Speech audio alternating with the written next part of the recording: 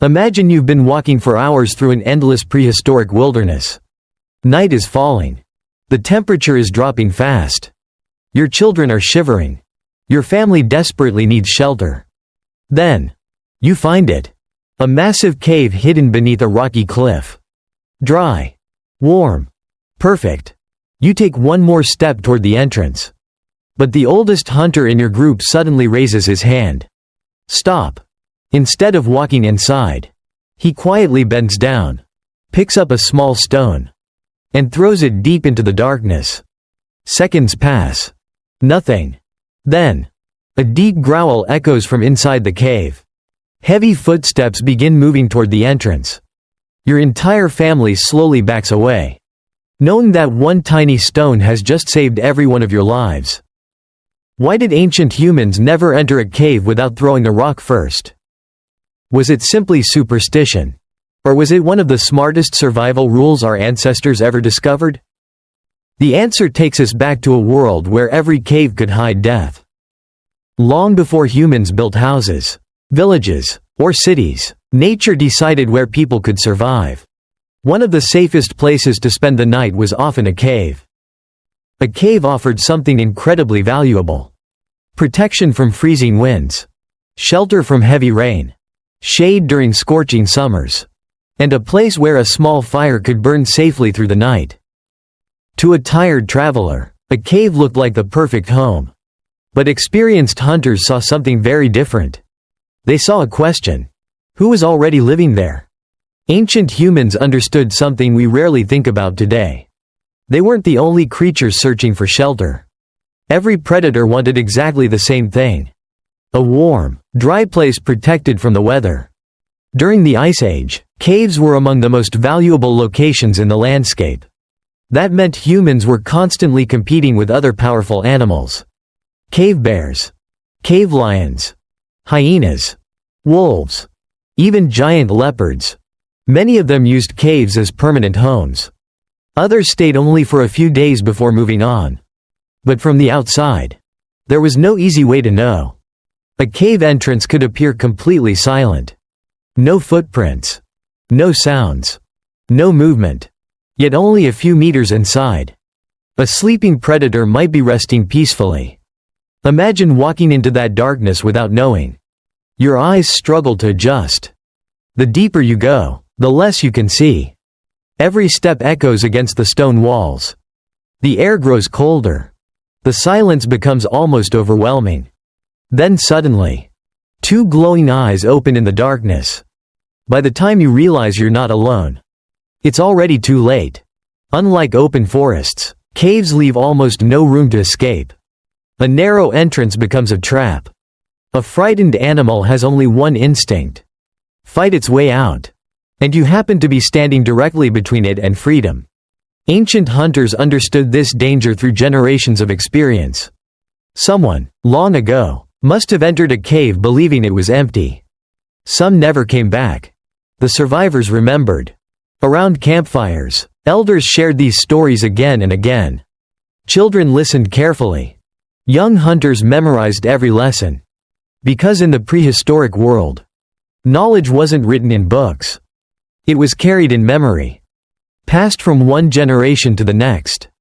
Over thousands of years, those lessons slowly became survival rules. One of the simplest was never trust a silent cave. Instead of rushing inside, experienced hunters stopped outside the entrance. They watched. They listened. They smelled the air.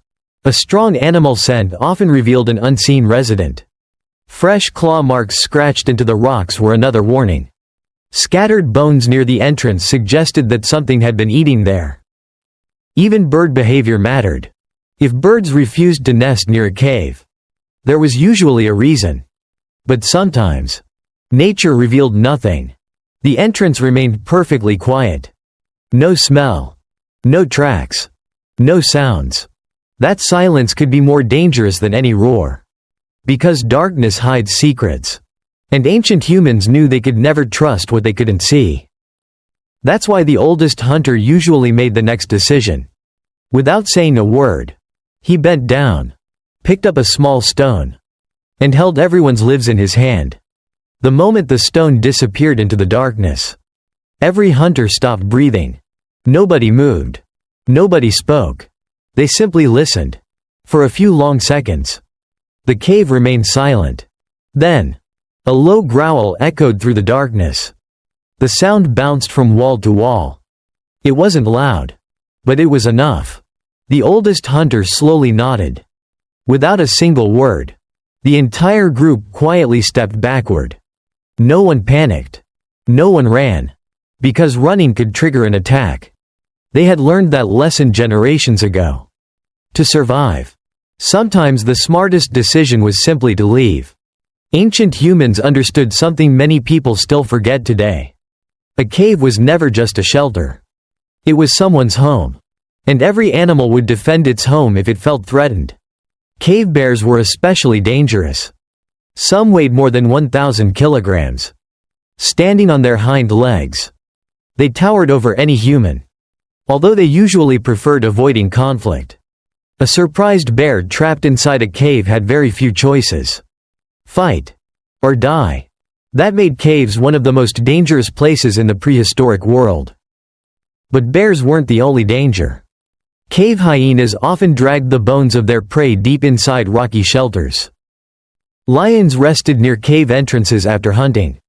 Leopards sometimes carried fresh kills into caves where they could eat without disturbance. Even venomous snakes preferred cool, dark places during the hottest months. To an inexperienced traveler, a cave looked empty. To an experienced hunter, every dark entrance was treated as occupied until proven otherwise. The stone was only the first test. The hunters watched everything that happened next. Did bats suddenly fly out? Did birds explode from nearby trees? Did loose dust fall from the ceiling? Did a strange smell drift from the darkness? Every tiny detail mattered. Sometimes, the absence of sound was the greatest warning of all. A completely silent cave often meant a predator was resting comfortably inside. Ancient humans also noticed something surprising. Animals often revealed themselves long before they attacked. A bear might snort. A hyena might laugh. Small stones could roll across the cave floor. Even slow breathing could echo through narrow passages. Patient hunters listened for every clue. Their survival depended on noticing what others ignored.